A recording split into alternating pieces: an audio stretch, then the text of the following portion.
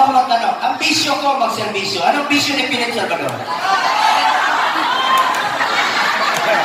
Alam mo, nakakasakit ka ng kasing-kasing.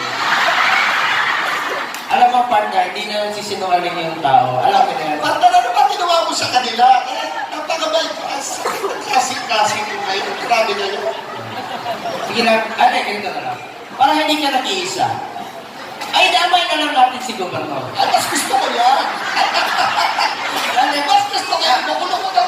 Nasa Congress si Ma'am Didi. Nandito siya. Nandito si Ma'am Didi sa... Nasa Manila? Nasa Barangay. O, ayaw mo saba kay Ma'am Didi, ha? Na ako isulti. Na ako naibala na kay Gobernador. Na ako siya bisyo. Kung ayaw kasuko, masin daw ko na sa lugar.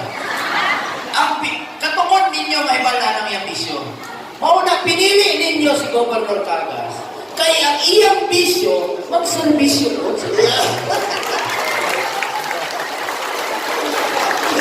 Hindi yung busy ko. Ipaningot ng magtang.